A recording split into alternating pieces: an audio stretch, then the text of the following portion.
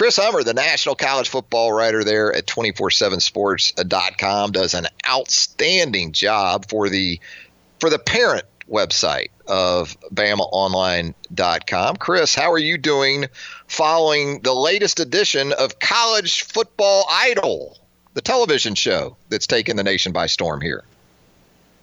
I don't know if I'm aware of College Football Idol, but I did appreciate the cowbell, so I'm feeling pretty good about that. Well, it's the CFP ranking show is what I'm talking about. Well, Reese Davis, Carson Daly. I think we could use a call-in line maybe some voting results from the public. Yeah, I think we can go bigger, but it was good. Yeah, so let's get right down to it. I got 2 questions for Chris Hummer on this Thursday morning. Alabama, at this point, looking at this team and what's still out there on the rest of the college football landscape, Alabama makes the playoff if blank happens. If they finish out without a loss, finishing at 11-1, if LSU beats Georgia in the SEC championship game, and if Alabama does so convincingly the rest of the way, that means blowing out Auburn, blowing out Mississippi State, blowing out whatever cupcakes on the schedule next week for the Crimson Tide. So that has to happen. And then I think the Alabama also needs Oklahoma, Oregon, Utah, Baylor. I don't think Alabama needs those teams to lose, but I don't think they can't win out convincingly. Like Oregon can't blow Utah out in the Pac-12 championship game. Oklahoma just can't go on a dominant run here in the next 3 weeks and really make a move. But I still think Alabama is pretty strongly positioned to make the college football playoff based on the committee slotting them 5. The absolute one thing, Chris, that will keep a one-loss Alabama team out of the college football playoff is blank. Well, Georgia beating LSU in the SEC championship game almost renders that point moot. That would create, we're assuming we have a one-loss Georgia, that creates a scenario in which Georgia and LSU go to the college football playoff. If it's a 2-loss Georgia, let's say Georgia loses to Auburn this weekend, it creates a scenario in which you have a 2-loss SEC champion Georgia against LSU and Alabama for potentially 2 spots. I'm not really quite sure what would happen there at that point. But, yeah, if Georgia beats LSU here in a couple weeks in Atlanta, Alabama's chances are almost done. Yeah, I think Georgia is the potentially biggest threat, and not just because Georgia's ranked ahead of Alabama right now in that 4th spot. I mean, those things are going to play themselves out. But yeah, if Georgia wins out, certainly through Atlanta, that would put the headstone on I think Alabama CFP chances, no doubt. So Chris, when we look at this and we have this discussion, we've talked about it the last couple of days on the show. Brand recognition, is it real? Is it supposed to be real when it comes to the College Football Playoff Selection Committee? And obviously, if it is, it works to Alabama's benefit. But if it does come down to an Alabama and a Oregon or a Utah, how do you sort of envision that weighing into the fact? And perhaps does maybe Bama fatigue work against Alabama at some point?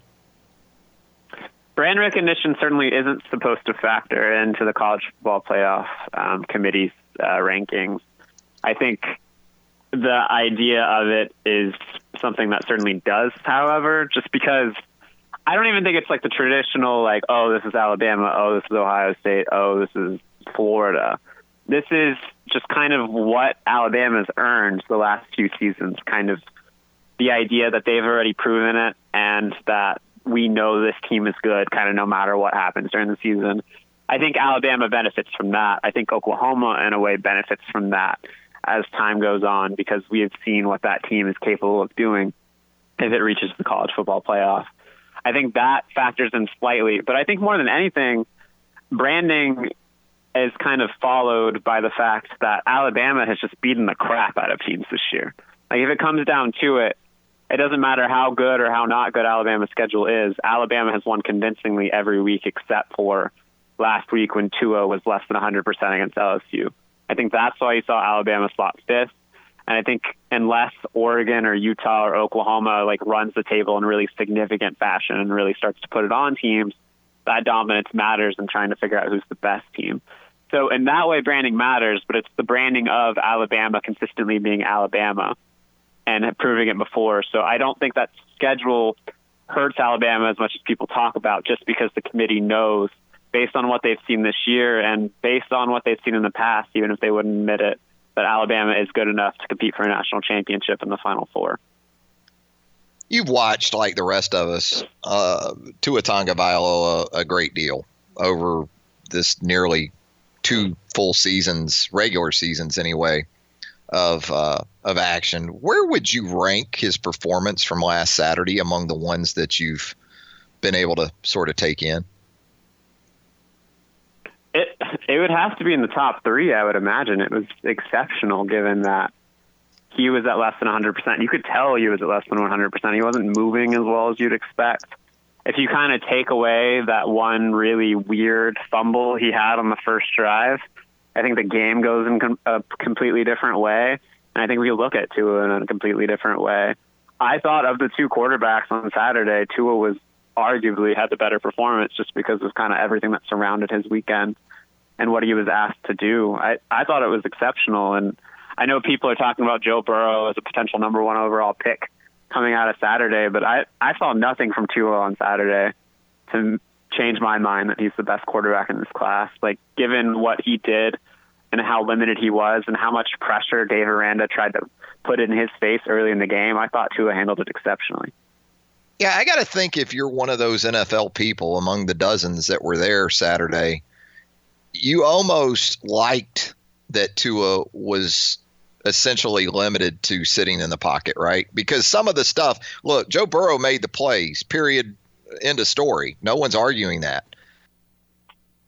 But some of the plays that Joe Burrow made, they're not going to translate, I don't think, as well to the National Football League. Whereas Tua was forced pretty much to sit in the cup and make throw after throw. And I don't know, maybe if you're an NFL scout or personnel person, did you get a better evaluation maybe in terms of Tua looking ahead than you did even Joe Burrow on Saturday? I think, yeah, perhaps. I think Tua's biggest strength has always been his ability to kind of work through coverages, make your drop, and then step into the ball. He's got a really great arm. He's got exceptional accuracy deep, and he really, I think more than anything, his timing and his ability to kind of throw a ball with trajectory is his biggest strength. And we saw all of those traits on display against probably the best defense we'll see this year, at least the best secondary, when you consider their 2 future first-round cornerbacks that he was throwing against. And Tua checked all those boxes, in my opinion. And when you're doing that at less than 100%, I think that says a lot about who you are as a quarterback and your NFL kind of distinguishing traits. And Tua certainly is good at times when he's playing out of structure and he can move around in a little bit of a pocket, create some room, and hit some throwing windows. But I think we saw Tua at his best in his element on Saturday, and that is, I know the NFL's changing, and I know everything that goes along with that, but what we saw Saturday from Tua is exactly what the NFL wants. And I think a lot of Joe Burrow's traits translate as well, but I think Tua is the more traditional passer at the end of the day, at least with those defined qualities the NFL tends to look at. And I think he had an exceptional game on Saturday. Yeah, 3rd and 8, 3rd and 10 in the NFL, unless you're Lamar Jackson, you're going to have to stand in there and deliver throws, and hit plays in the intermediate to deeper areas of the field. And I agree. Whereas Tua's completion percentage was lower than it typically is, and certainly his health may have had something to do with that.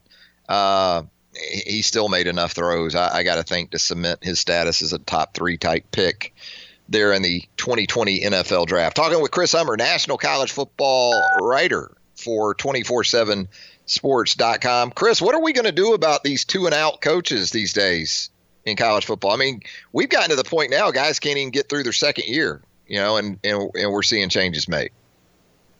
Yeah, it's really weird. I think one of the 2 firings made more sense than the other, and I'm probably going to surprise some people. I actually thought Willie Taggart, I'm okay with Florida State moving on. I understand why it happened, but I think that's the guy you got to give a little more time, considering he was recruiting pretty well, considering the mess he inherited from Jimbo Fisher, considering that team actually was getting a little bit better over time. But yeah, it's tough when you're a second-year coach and you can't even get through your second recruiting class. Like Chad Morris recruited really well last year, and those guys were freshmen. Like he couldn't even bring a second class to kind of support that group and kind of build around his system. And it's tough sledding as a coach when you kind of constantly have a target on your back from the moment you step on campus. Like if I was a coach looking at Arkansas, I'd have a hard time like really considering the program heavily, because they fired their previous coach to this one on the field, and this one he didn't even get through 2 years before he was out. So it's a tough world for coaches, but I guess at the same time you make multi-million dollars a year.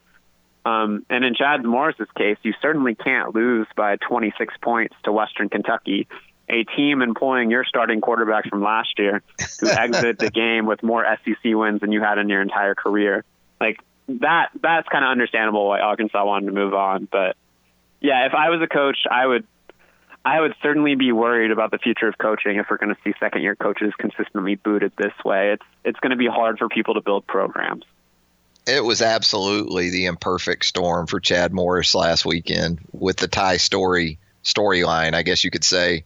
The former Arkansas quarterback coming back with WKU to just drop a bomb on the Hogs in Fayetteville. I don't know how you – at that point, with all those things considered, I just don't think they thought they could get to Monday with Chad Morris still walking into the building. And it's tough. And so with that, I'm going to ask you, true or false time for Chris Hummer here on the program. True or false, big game Bob Stoops will be walking a college sideline in 2020? The way it's looking right now, I'd have to say true. I mean, with a caveat, obviously stuff can fall apart at the end of the day, but I think he's certainly the favorite for the Florida State head coaching position. And do you think the interest is, you obviously must think the interest is mutual, or could this ultimately be a smokescreen for his little brother to come down from Lexington to Tallahassee? Is I guess what I'm saying is it going to be a Stoops one way or the other in Tallahassee next season? That's quite a possibility. I think Mike Norvell would be a better fit than the other Stoops coming from Lexington, but I think you saw Bob Stoops trying to displace the rumors through the media last week, and they have gone nowhere in the time since the last week. And I believe last night he was asked on a radio show in Oklahoma, like about his coaching future. Like that's a really easy time for him to swat things away, saying I'm coaching in the XFL next season. Instead, he gave like a 200-word non-response, essentially saying you'll never know what could happen. And I think there's definitely a lot of rumors blown out of Tallahassee about Big Game Bob, and usually when there's smoke, there's fire with these type of things. So right now, I would lean towards seeing him on a college as opposed to an XFL sideline next year.